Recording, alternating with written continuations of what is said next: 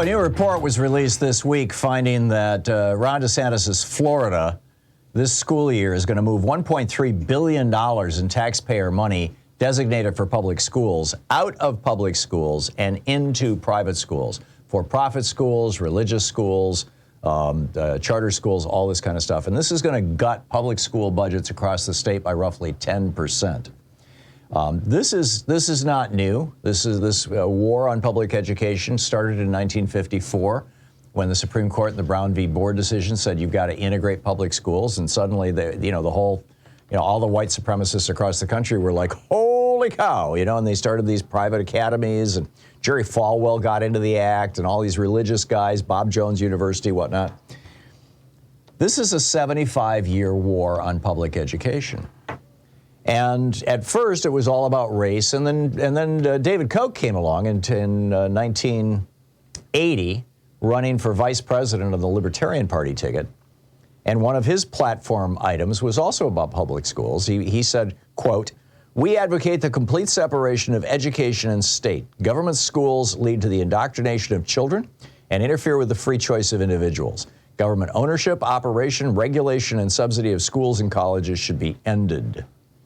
And thus, they set the formula. We've already seen this done with colleges, right? Number one, privatize public schools through charter schools and by offering vouchers.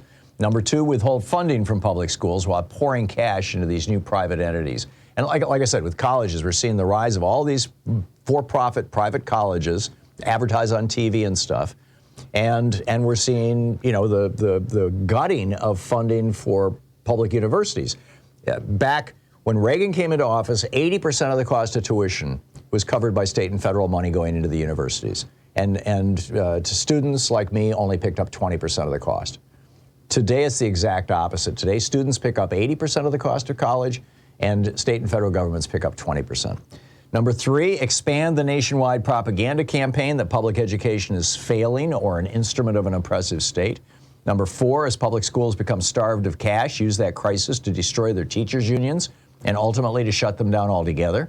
Number five, once primary and secondary schools have collapsed and only private schools are left, dial back the money that you're offering through vouchers so that poor people must use either special cheap schools designated just for them, or so that they have to borrow money to go to good schools. And over time, you cut back that, number six, you cut back that voucher funding in amounts so that just as Reaganomics has done with our colleges, low-income people have to borrow from banks to send their kids to good schools. And the banks love this. The private schools love this.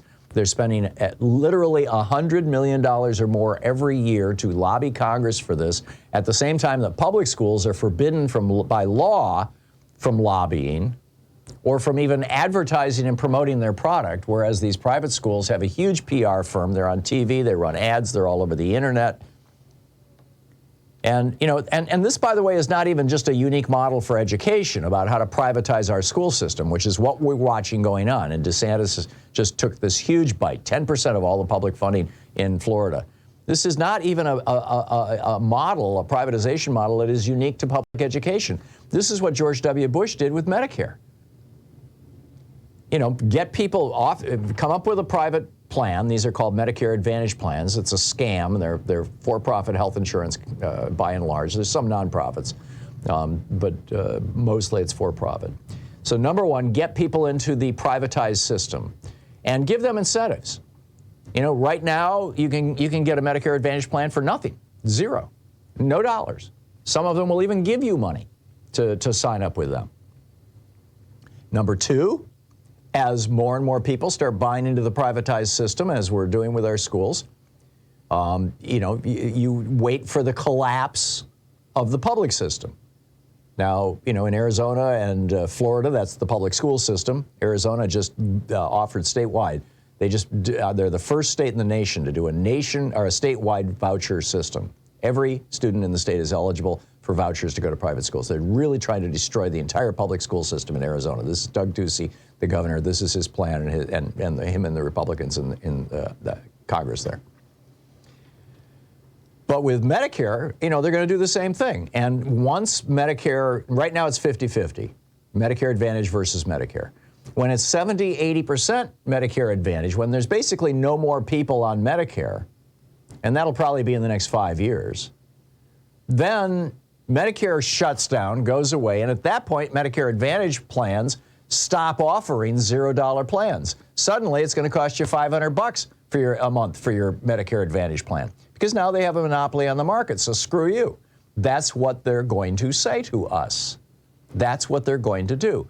And this is the same, this is the same thing they're laying out for public schools.